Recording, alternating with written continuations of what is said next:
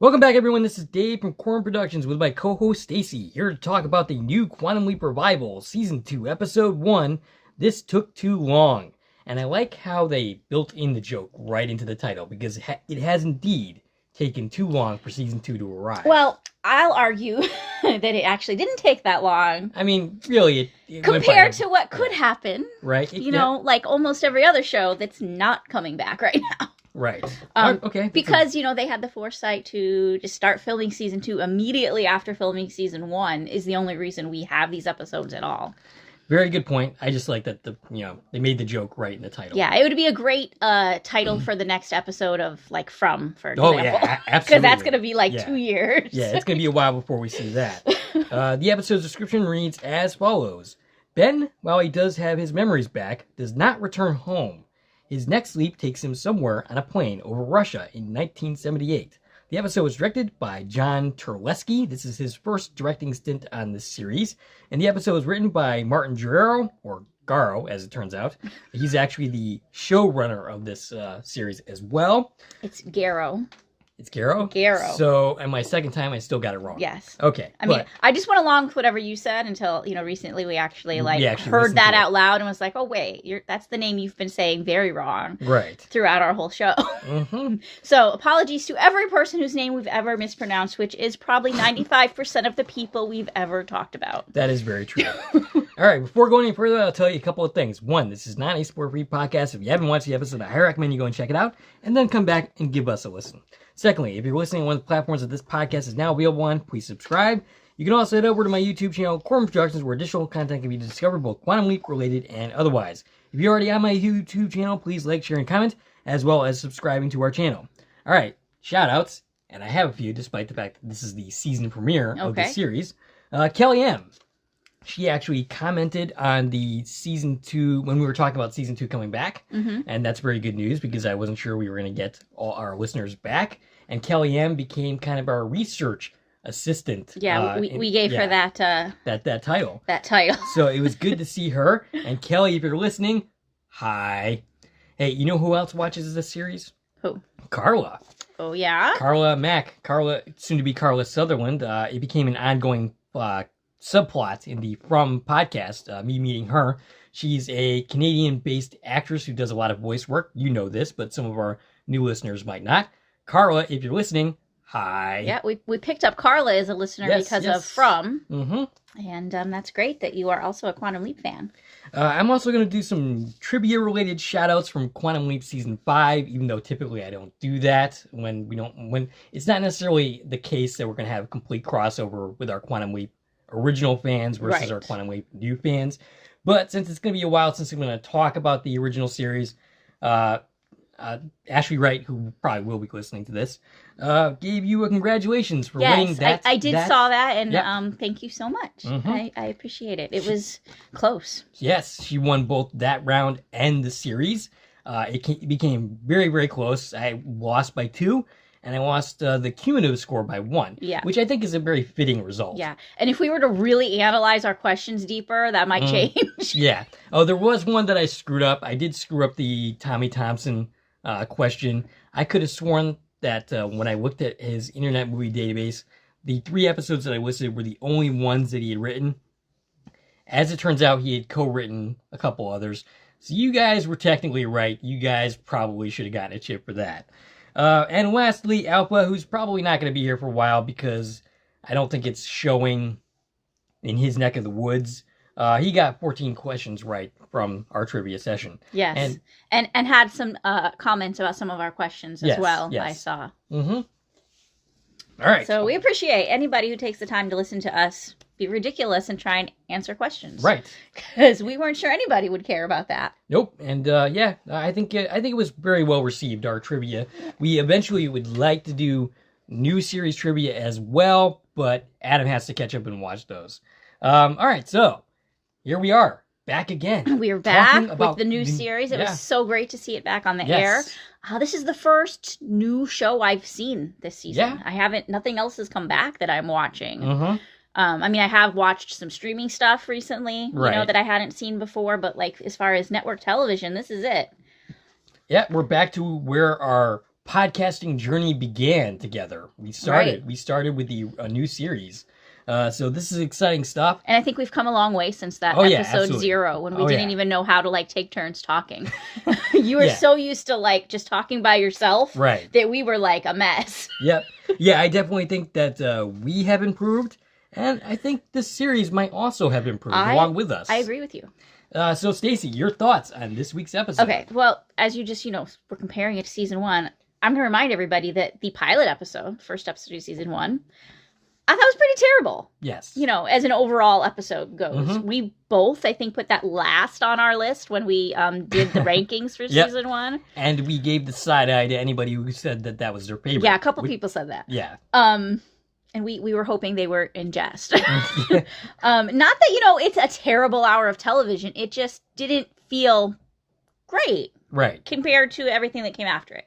Yeah, so I would say that episode was the worst of that season. Mm-hmm. If the same holds true for this episode, we are in very good shape for season 2. What I was getting at is this episode is miles and miles and miles and miles ahead of the season 1 premiere. Absolutely. Now, I don't know if this is going to end up being one of my favorite episodes. I don't think so, but I think it's I think a solid hour. My biggest... the reason I just wouldn't ever probably put this really high is because, and if you listen to us, you've heard me say this before, I'm not an action fan. Mm-hmm. This is a very action-y episode, where it's a military story. There's explosions and guns and bombs and all this stuff going on, a plane crash. And, it's just not the type of stuff that excites me. But we also did get some great characters here. Oh, yeah, we got some great stories. So it's definitely solid. I have no real complaints about it. It's funny because some of the complaints I saw was that we didn't pay off the cliffhanger from last season, specifically who leaped into the quantum leap accelerator.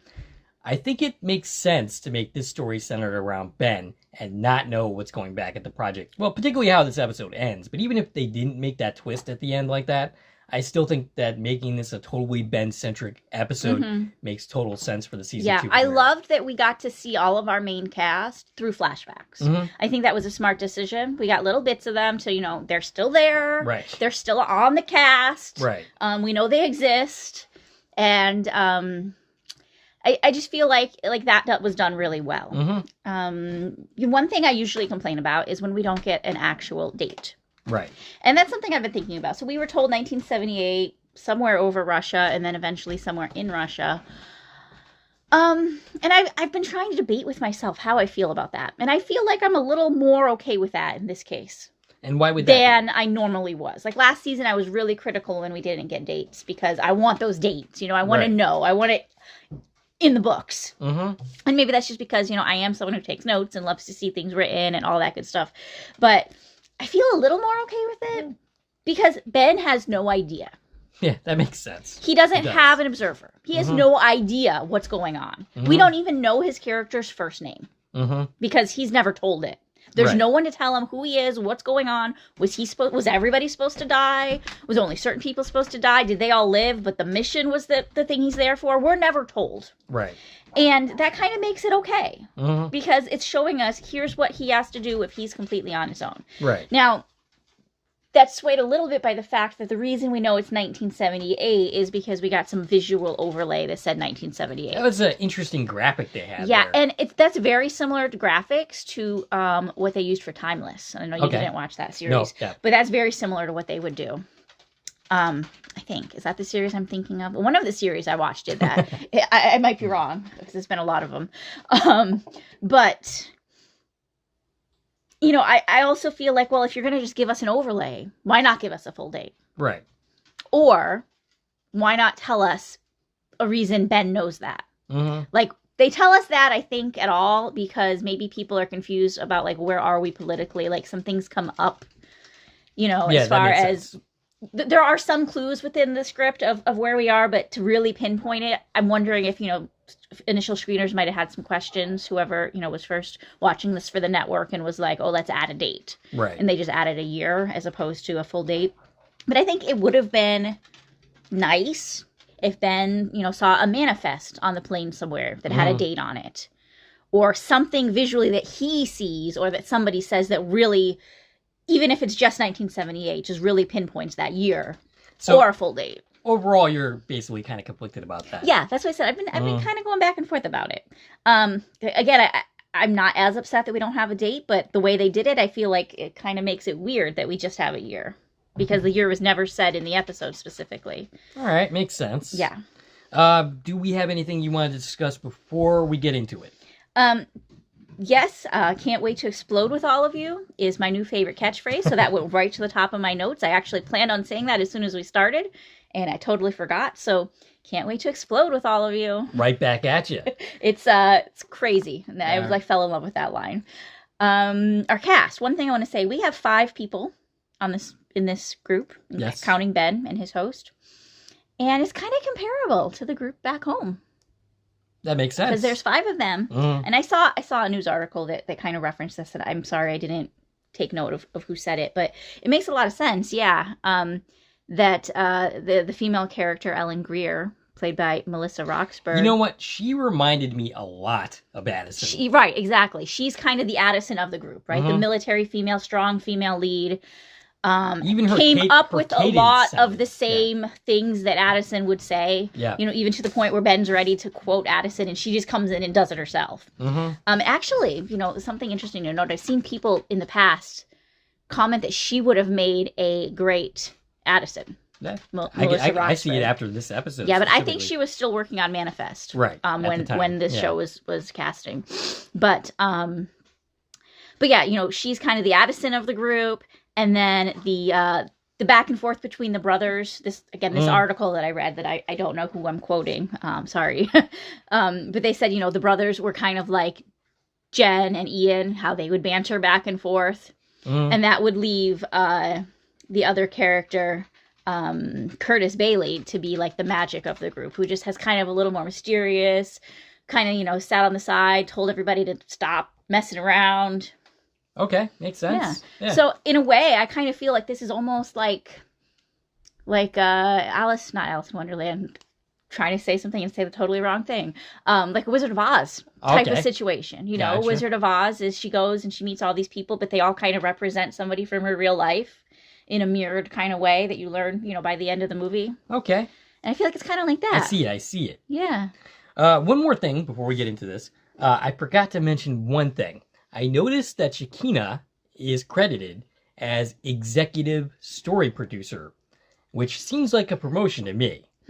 So I think for this episode or for the series, or we don't know. For this episode, I don't know if she's going to continue in that role. Like, is that a role? Do you know anything about that role? No. Okay. But like I said, it kind of feels like it's a promotion, and if that's the case, sounds like a good thing. Yeah. Yeah. Congratulations to Shekinah. Congratulations to everybody, because it's so exciting. It's so exciting that this is here. They made this happen. Yes. Knowing, you know, what was about to happen in the world of entertainment. And it was so exciting to see when I was you know, doing a little bit of live tweeting while watching this, and to see tweets coming out of the writer's room. The writer's room is nice. Back in the office, and that's just, it feels amazing. I'm so happy that they are back doing their thing. Yes. And, you know, they don't officially have the contract yet, but they're there. They have an agreement, and I think that for the most part, people are happy with the way that turned out. So it seems to be. It's exciting stuff going on. So the writer's strike is over. The actor's strike is still on. The actor's strike's still on. They're meeting again tomorrow. Yes. And next week they have dates on the book. So everybody's coming to the table. That's good. They're talking, which is always a good thing. Yeah, because they hadn't for a long time. Yeah. Hopefully that will resolve soon, and we will be able to get a full season of Quantum Leap, and then get to some of our other series that we cover as well. All right, so let's get into this thing. We start off with a recap, which sounds like Deborah Pratt recorded it. Yes, we have Deborah Pratt doing this episode, Saga Cell. And let me tell you, it gave me goosebumps. To not only hear her doing it, again, we got her, you know, for the pilot. Yes, we did. I was sad that didn't continue. I was sad that we never got to hear Ziggy talk. But to hear Deborah Pratt again do this one felt really good.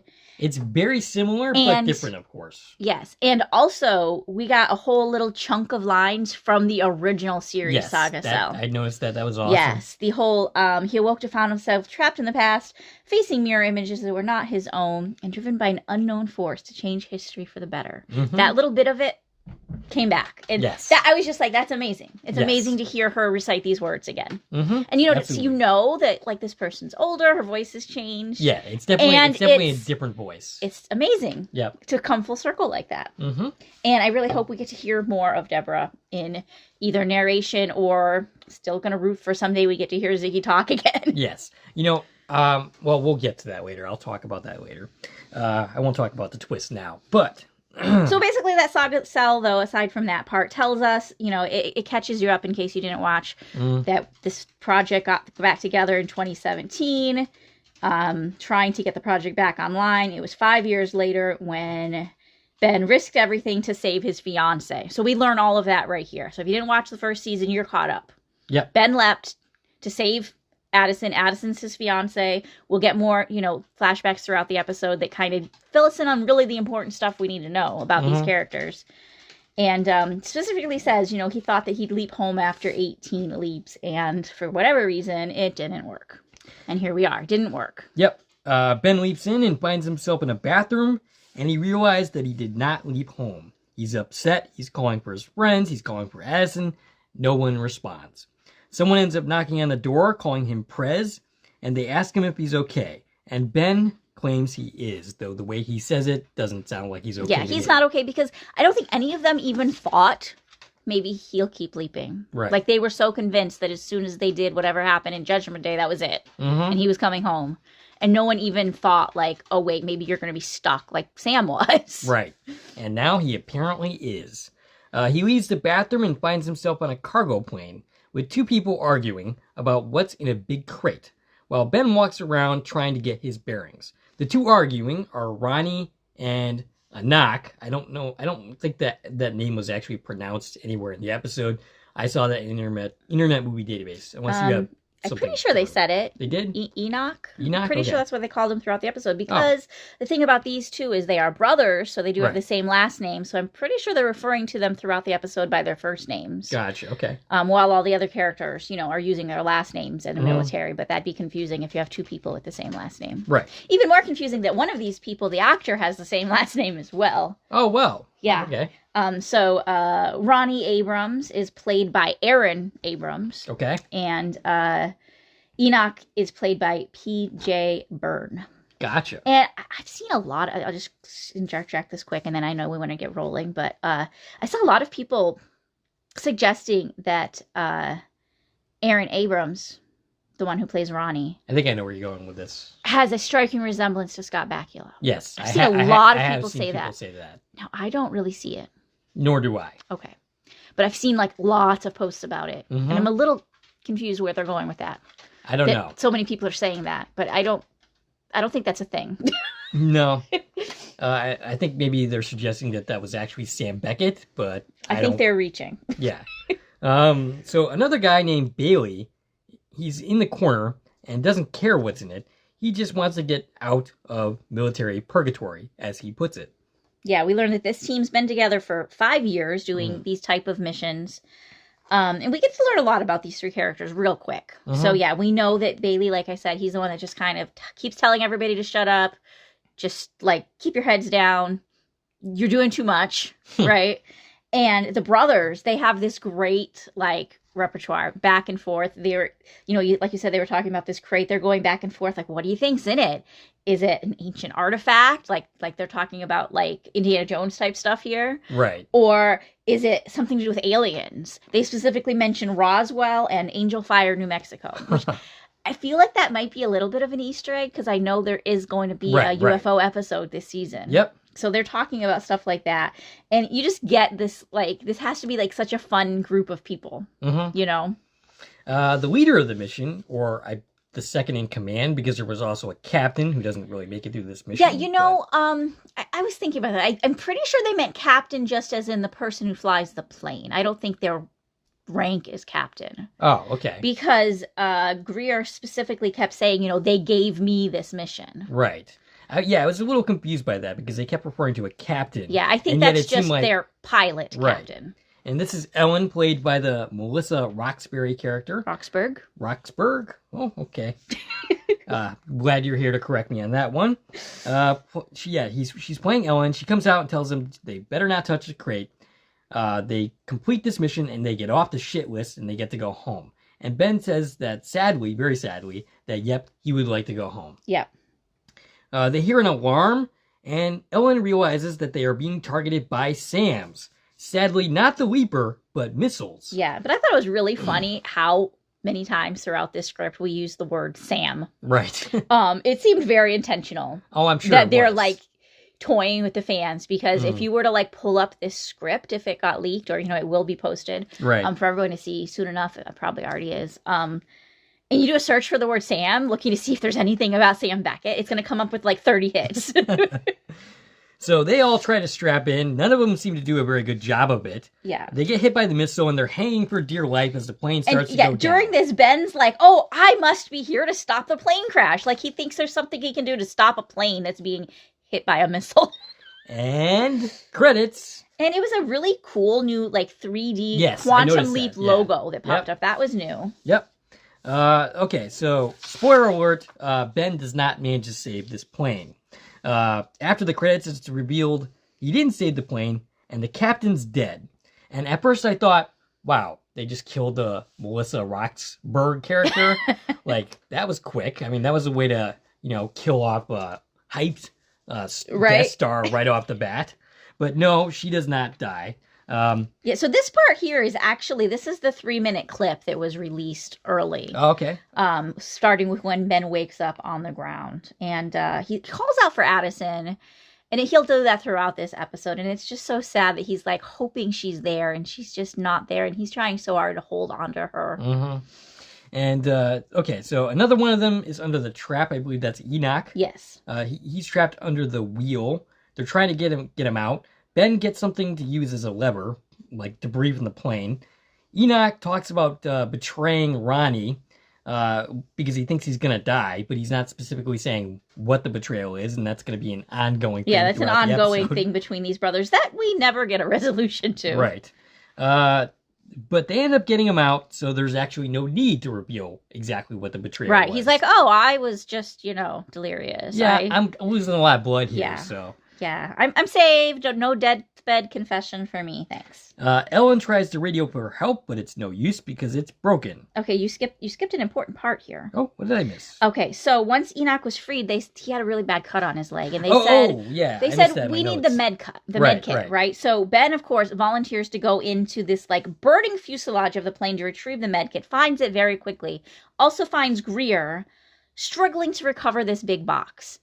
And, all of the men are just like, leave it. We were in a plane crash. But she's like, this is my mission. Mm-hmm. I have to save this cargo.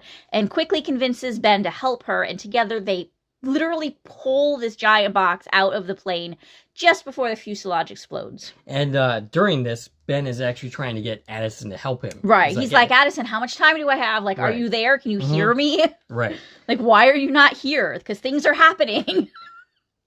All right, so after that, Ellen tries to radio for help. It's broken. Yes. They stand over the captain, and Ben suggests that they say something. But Ronnie says that none of them actually knew him.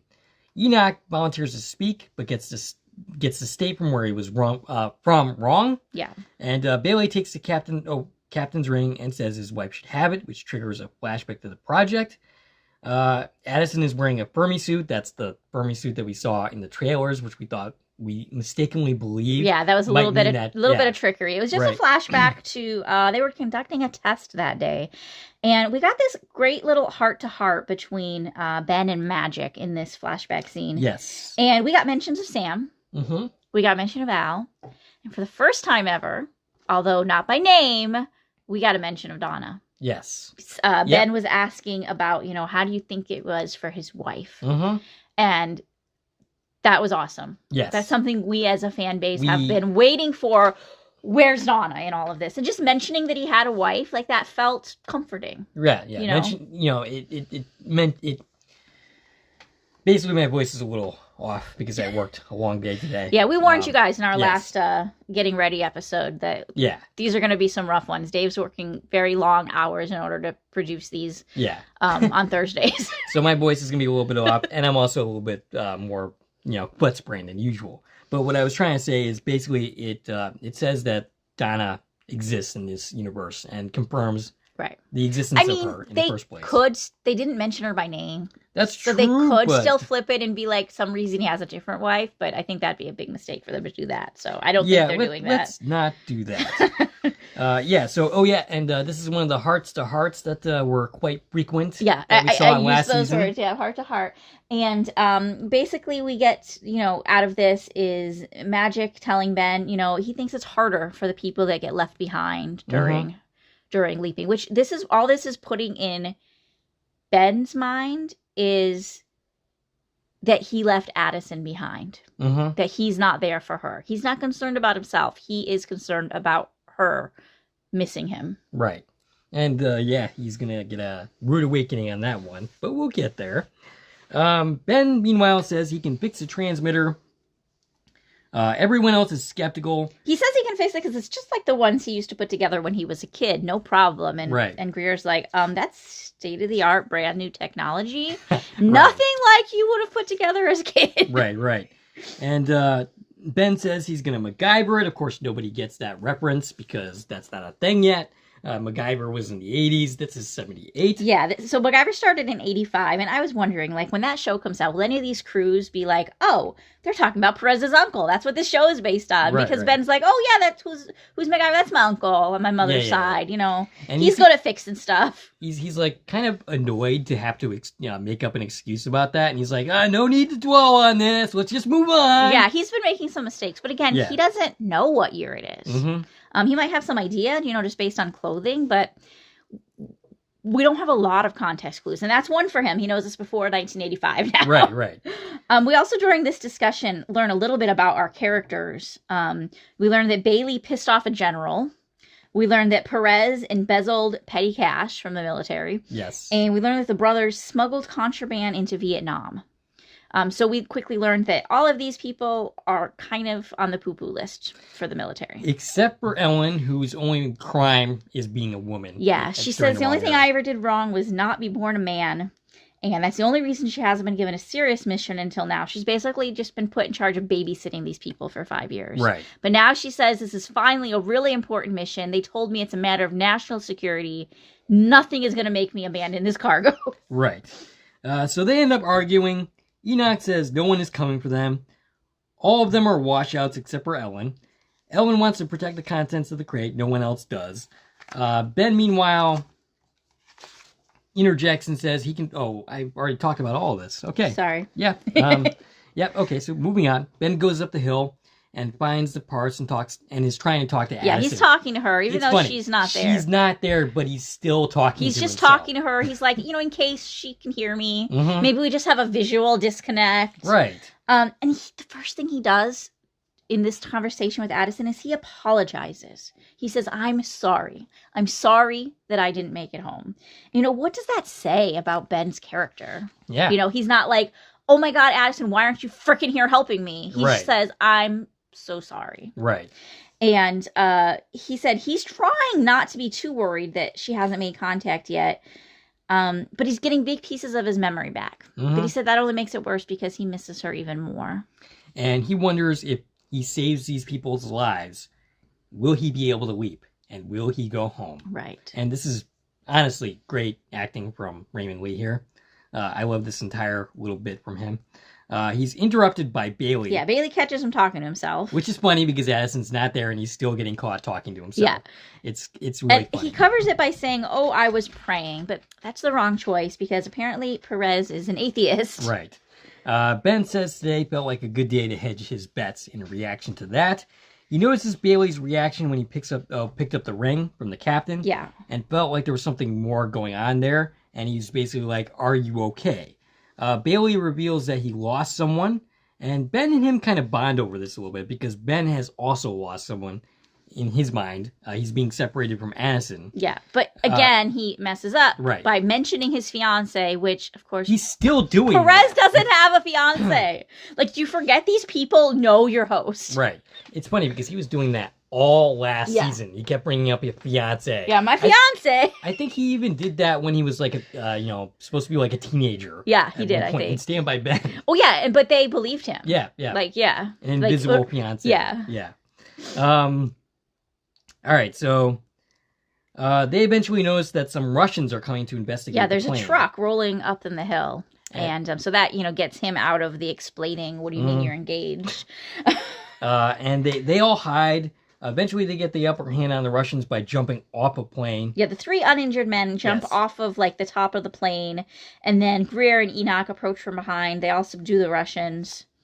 So, of course, the Russians are uncooperative. Right. They're not willing to help. Nope. They interrogate them. They get nothing. But they get a call from their commanders, I guess, on this huge honking telephone. This thing is massive. It's crazy. And this is, of course, 1978 technology. Yeah. So it's not like the smaller devices that we have today.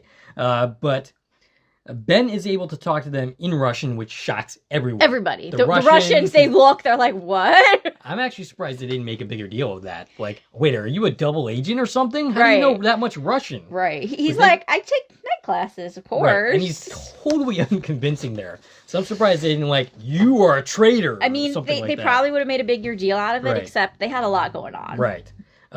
Ellen, once again, wants to stay and protect the crate, seeing it as their redemption. The rest want to go to the Russian radio tower, and they argue some more. There's a lot of arguing in this episode. A lot of arguing. There's a lot of lack of discipline in this military unit. I don't know if you mentioned it yet, but at some point here, we learned that there was a aircraft carrier out, waiting to hear from them. If something goes wrong, they're supposed to come rescue them in a helicopter. And the reason they're trying to get the radio to work is to contact this aircraft carrier that's supposed to come help them. And, they keep arguing well, is help going to come? She wants to stay here. They know where we're at. They'll come find us. And everyone else is like, no, they don't give a crap about us, right? Right. So, yeah, again, we're arguing about that. And this is the same argument we've had 3 times already. And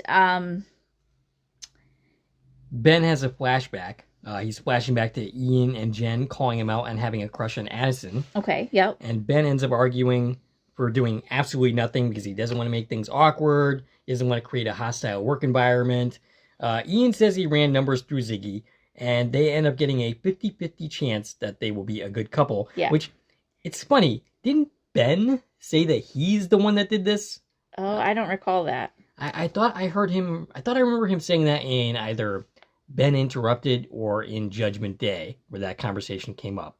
That he was the one that asked Ziggy that question.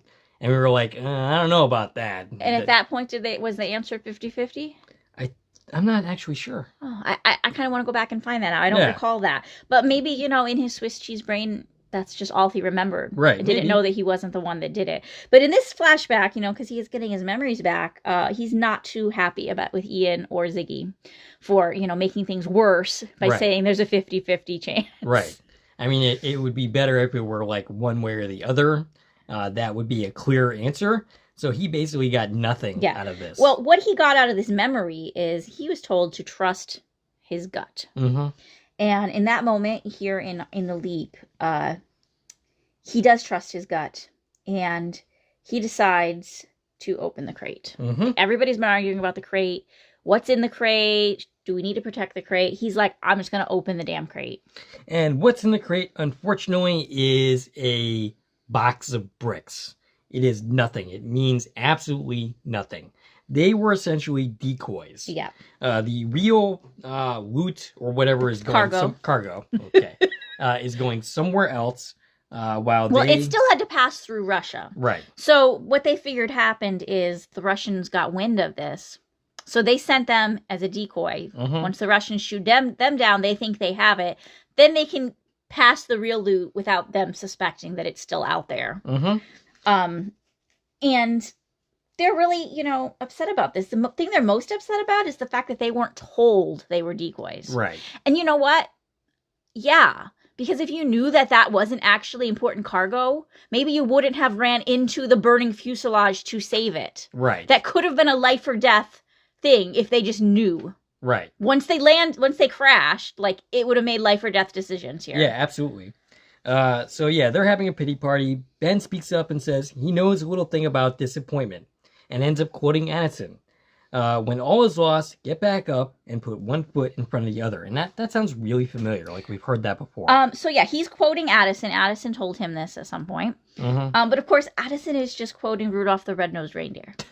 Did you recall that song in Rudolph the Red-Nosed Reindeer? Yep. Put one foot in front of the other. Hey, it's still great advice, regardless of where you're getting it from. Even if you're getting it from some cartoon from way back in the day.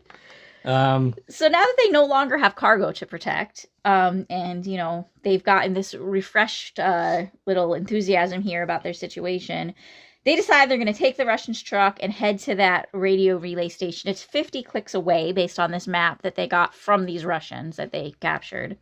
Along the ride, Ronnie is still going on about what the betrayal possibly is. Ben tells Ellen that she's a natural leader. Her family has been in the military forever. She says back to, basically the Independence Day. Declaration of Independence she referenced. And you know what? I kind of felt like that was room for us to meet her family on some other lead. They seemed like a really, specific reference to me. Ellen reveals that she would have said yes to the mission even if it were a suicide mission. Because she loves her country even if her country doesn't fully believe in her. In other words, she is so dedicated that there's nothing they could do to her that's not going to just make her a good soldier. And Ben tries convincing her, that she is important. She is doing something really great. And she's laying the groundwork for all of the women in the military that are going to come after her. I didn't really look into it, but how bad was the situation for women in 1978? Probably pretty bad. Yeah, I guess so. Probably. I mean, I guess there was that whole G.I. Jane movie, which was in the 90s, and so I guess maybe you're right. Maybe it was as bad as she's presenting it here. Yeah. Basically, she's done everything right, and if she was a man, she's suggesting, she'd have been like a general by now, or like somebody really important. She'd be full of medals, not babysitting people that are rejects on a fake mission. Mm-hmm. And he says, I know someone, talking about Addison, who would be so grateful to thank you for what you do. Right. And of course, this just gets her to be like, you don't know people from the future. Like, are you okay? Right. Yeah, she suggests that Ben get his head examined after they're done with the mission. They almost run over a tripwire. Ben tries to talk to Addison again, and says that this is the longest time he's gone in a leap without seeing her. Yeah, and is that really true? Like, how long has he been there? I don't feel like he's been there that long. I don't know, but I think the longest that I can think of maybe would be something like Friendly Skies when Ziggy was down.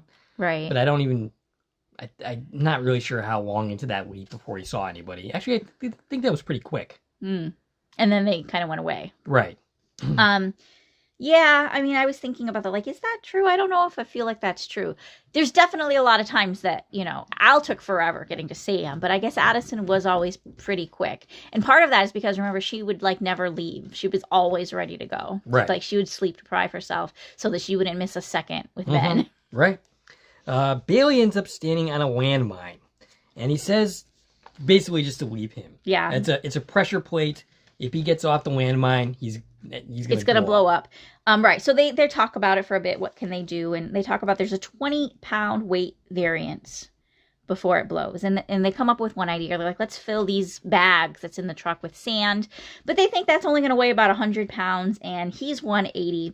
Now, I thought those bricks were going to come into play here. Remember that crate full of bricks? Right. I thought we're going to go back, get some bricks, and make 180 pounds of bricks. Right. I'm not sure why they didn't think to do that. I mean, I don't know. Maybe they were already too far away. Maybe. They didn't really show us, how long they had traveled. But, right, like you said, Bailey says, just leave us. He said, before that, though, I got to tell the truth to somebody, And he tells us that the person that he loved and lost, that he had told Ben about earlier, was a man, Tom Miller. And, of course, we know that was very taboo in the military. Right. It's still, I don't know that I think it's better now, but I think it's still a problem. Yeah, but, this is 20 years even before, or at least 15 years before Don't Ask, Don't Tell. Right. This is back, running with honor. Right. That's basically where we are. We're back there. And he says, I just had to tell somebody because our love was pure and I had to speak it from my mind or whatever. And to everybody's credit, nobody here judges him. No, they didn't judge him at all. This story made them be like, no, we're not leaving you behind. It made them really like, we're going to save you. And we learned that, what happened is Miller's father, that's the man, that he was in a relationship with, is actually the general. So we heard earlier that he pissed off a general. Well, that's the general. It was his significant other's father. Right. Who found out about all of this after his son died by reading his journals. And the only reason that he wasn't discharged was to save face for the general. He didn't want this story to get out there. So instead, they just put him on these underground missions. Ben ends up having a better idea. Basically, gradually shift the weight downwards by taking turns standing on the pressure plate. Right. Going from the second heaviest person to the next, and eventually replacing that person with the sandbags. Right, with the 100-pound sandbag. So I feel like this I feel like I've heard this before in some media, and I have no idea where, but it felt familiar. And, if there's any place in this episode I have a criticism, this is it. I don't think this is particularly realistic. Well, I don't know. But here's my issues with this. Okay. Let's hear 'em. They're only guessing they can get 100 pounds out of the sandbags. Right. Do they really know just by glancing at those bags that it's going to hold 100 pounds worth of dirt? Right. That seemed like a really big guess. Remember, we only have a 20-pound variance to work with here. And then Ben is presuming everybody's weights. He says you, and then you, and then you, and then you. He never even asks them, what do you weigh? Right. They didn't even ask the guy standing on it. They're just like, oh, he weighs 180. Why did we not ask these people to tell us their weights? Right. Like, how do you actually know just by looking at more specifically? Yep. How the frick does Ben know how much his host weighs? Oh, yeah, that's a good point. He's only seen him in a mirror image, just his face for a quick second. Right. You gathered this dude's weight by that glance for you to be like, I'm the next lightest after this woman. Right. Maybe you are, but you're not you. You're your host. So how do you know what your host weighs? Well, okay, so it's his body, though. It's Ben's body. It's his body is the one leaping around in time. No, it's his host's body. Oh, that's right. Yeah. Okay, wow, I'm confusing series. Yeah, you're right. They changed it that way. Okay, so yeah, you're right. It's his host's body. Yeah. So I feel like there should have been more discussion on their weights to get us to this conclusion instead of Ben just being like, boop-a-doop-a-doop-a-doo, here's the answer. It's definitely way too easy. And I get that he's really smart, but you need to be pretty precise here or this isn't going to work. Yep, and otherwise you're all going to blow up. Yeah, but this is where we get that catchphrase that I love so much. It came from Enoch, and he was like, this is a terrible idea, but I don't have a better one, so can't wait to explode with all of you. Right? And this ends up working, surprisingly. Surprisingly and miraculously, in TV world, this worked. Yeah. In a very true MacGyver fashion. Yep. They make it to the relay station only to realize that it has SAM missiles. Yeah, not before they actually disarm that tripwire, which is what they originally stopped for. And then they say, we're going to take it with us, the bomb from the tripwire. Why would they do that? I don't know. I get for the story we needed it. Right. But, why would these people, traveling through the desert, avoiding mines, tripping wires, why are they taking a bomb with them? Maybe they think it'd be come in handy for some reason. I would think you wouldn't want that anywhere near your truck. Yeah. One mistake and boom, you go exploding hit a bump the wrong way? I don't know. Yeah, I'm not sure that was a wise move, but it ends up working out in their favor. Ben makes contact with the people that are supposed to rescue him. They make arrangements to get to the helicopter, which is only 5 clicks away. And Ben taps into Russian communications and realizes that there are 3 new targets that they must, that are in Russia at this time. So basically, they've made things worse. Or actually, we don't know the original history, so this could have played out the same way, but yeah, so because, those other soldiers never came back, they sent another troop there, realized, they saw the bricks and realized the cargo's not here. They know now that this is just decoy plane. Now they're going to shoot all 3 other planes that could be the real one out of the sky. One of them is the real one. So now the mission's in jeopardy, and 2 other innocent planes are also going to get bombed. Right. Ben comes up with a plan using the mine that they picked up to crash into a relay station, thus preventing the launch of the missile. They argue some more about this, Ben has another flashback. I have in my notes Sam has another flashback. That's very much not true. I'm surprised we haven't done that yet. Yep. Flashback to Addison. Ben is worried about Addison going back in time and the possibility of losing her. And Addison says, that's the mission. That's what we are doing here. Right. We get this whole, this is what it is to be in the military. Sometimes you're going to put your life in danger, but it's for a greater good, something bigger than you. And Ben asks, well, what if I lose you? And Addison says, well, you can come and find me.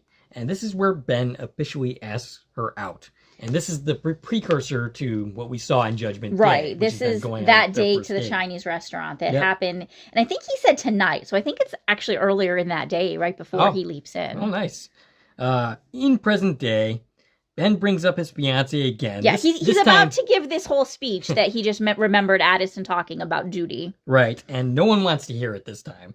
Ellen gives an impassioned speech about why they joined the military in the first place. So basically she gives the same speech that Addison would have given. Mm-hmm. And basically it was to help, help people. Yeah, to make things better. And so they end up going along with Ben's plan. Ellen rides along with Ben. An alarm sounds. A missile launches, and if they hit the radio tower, it will lose its target, which will mean it will become a heat-seeking missile instead. So they need to not be in that vehicle any longer. Right. They bail. The RB hits the tower, and it explodes. It works. The missile attacks the station instead. Ben tells Ellen that she proved that she can lead a mission, but then Ben hears a voice, and wouldn't you know it, it's Ian. And Ian looks very different, which does not go unnoticed by Ben. Ian says it's been 3 years, and they had to shut down the project since the last time they saw Ben because they weren't even sure that he was alive. Yeah, he was presumed dead. Mm-hmm. We're told, we thought you were dead, and the project's shut down. Everything has changed, is what Ian tells Ben. And Ben's just looking at them like, what are you talking about? It's been like 5 minutes. Right. And that's where Ben leaps. Ben leaps. We get a new leap effect. Yes. So it's kind of like this swirly cyclone that encircles Ben. I dig it. I still prefer the old effect from the original series, but it's a nice effect. Yeah. I think it's better than what we were given before. You weren't really given much. Yeah, before. It was just kind of like the camera would spin. Right. And it was kind of hinted at, but we never actually full on saw it, I don't think. Yeah. So yeah, that's where we're left.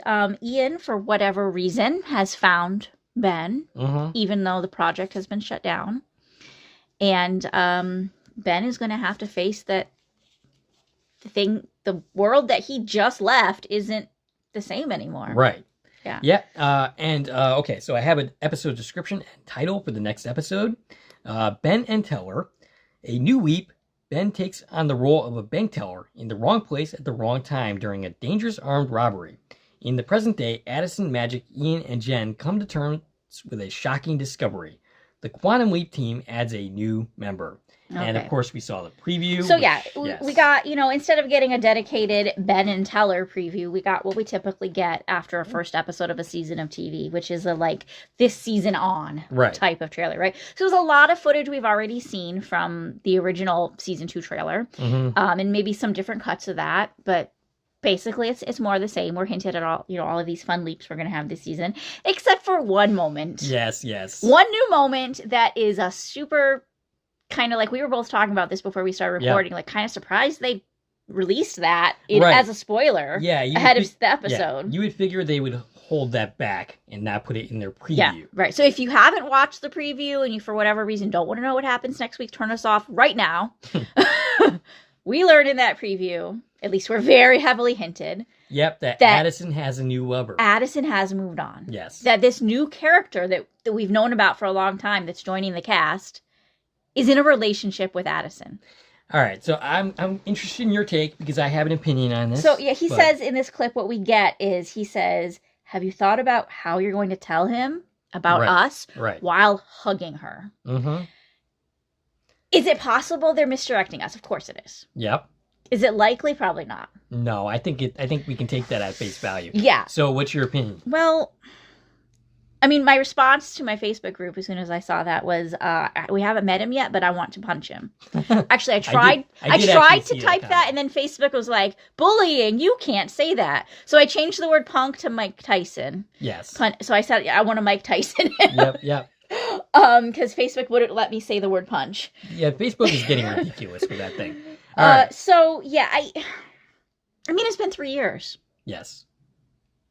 Yeah, if she really thinks he's dead, I understand. She's moved on. Do you like this particular twist? I don't like it. But I have a devil's advocate. I feel like it could open possibilities for us. Yes. Okay, so that's basically where I stand. I'm going to play devil's advocate because I did see a lot of people who did not like that. Yeah. And I get it. I totally do. I mean, obviously, Ben's going to take this really hard. No time has passed for him. Right. Oh, yeah. Basically, he just saved his fiancée and then made that whole thing happen, basically. He kissed her, and then he leaps, and then he's leaping into this situation. And then he's being told, okay, now that it's been 3 years since he's seen any of them. Right. And then soon he's going to learn that his fiancée moved on. Right. That really sucks. Yeah. That really sucks for him. But, okay, so I'm going to play devil's advocate. You know, I'm going into a place where we're not going to like this character. Oh, absolutely. Right? He's not supposed to be likable. No. For right now. Maybe we'll change our mind once we actually meet him. Don't expect me to actually care about that relationship because it's not going to happen. Much like I didn't care about Philip and Kate's relationship in This Is Us. Right. That was never going to happen. Maybe they'll do a better job, though, of convincing us. Perhaps. All right, so go ahead. I interrupted you a couple times. Give us your devil's advocate. Okay. I like it in some respects because I think it opens up story possibilities for Ben. Right. We now don't, unless we're going to do an interdimensional love triangle, which I have no interest in seeing. I can see where this gives Ben a little bit more leeway to have relationships in the past. All the things that, we got so much with Sam. Right, all those reasons that we kept Sam from knowing about Donna. It's limiting, right? If absolutely. Ben, won't even kiss somebody. Right, when you have Addison over his shoulder giving him dirty looks. Right. And, we introduced the possibility a lot last season that anybody could be in the imaging chamber. Yes. So maybe we don't need to have Addison in the imaging chamber as much. We can have Ian there, which they had great chemistry in the last season. Yep. And I did see the press photos for Ben and Teller. It looks like Ian is going to be the one with him in the bank during all of that. Okay. That's, like I said, that opens up possibilities of maybe Addison doesn't want to be there as much. One thought that I had. Okay. So we know we're getting a new character in episode 3. Yes. Hannah, played by Eliza Taylor. I'm now wondering if she's going to be a romantic interest for Ben. That's where I'm going. A historical, trapped in different times. We've already pretty much established she's somebody he meets in the past, whether she's a leaper or not, or she just lives in the past. But she's going to be recurring, so he's going to keep running into this person. Maybe they have some, out-of-time romance. Right. Yeah. And that could be fun. It could be. So, I don't necessarily like breaking up Addison and Ben. Yeah. But at the same time, I can see where this could lead to some good stuff. Right. So, and I wonder, is this a response to a lot of people, complain that they didn't have chemistry? Yes. Is this a response to that? Or are they going to end up getting back together after some time apart? Right. Yeah, it's possible. I mean, I don't see how that happens without Ben going home because, I'm going to dump the person that's here. Right. The person who's trapped in time. But also, she's going to feel really guilty when she realizes he's not dead. Yeah. She's going to be torn. That's got to be hard for her, too. Yeah. Now, here's what I want to know. And I sure hope they actually explain this to us. Why did they think he's dead and not just lost in time? Right. Why was he presumed dead? Because after 30 years, they have not presumed Sam is dead. Right. Magic literally restarted the project to look for Sam. That was Magic's personal intention for restarting this project. There was hope, right? Yes. There was hope that Sam is still out there. So why after less than 3 years are we presuming that Ben is dead and moving on? Yeah. Ian doesn't. Nope. One way or another, Ian is still holding on hope that they're going to find Ben. You know what I find crazy? And they do. Ben goes on this crazy adventure to save his fiancée and literally goes to the future and then literally goes to the past. And is now stuck in time because of it. Does all this stuff to save Addison, and Addison just moves on after 3 years. Like, does she go looking for him? Does she try? I need a really good reason that they think he's dead. Mm-hmm. Like, did a body of his show up somewhere? Like, why do we think he's dead? I need a really, like, solid, like, oh, that's proof he's dead. Right.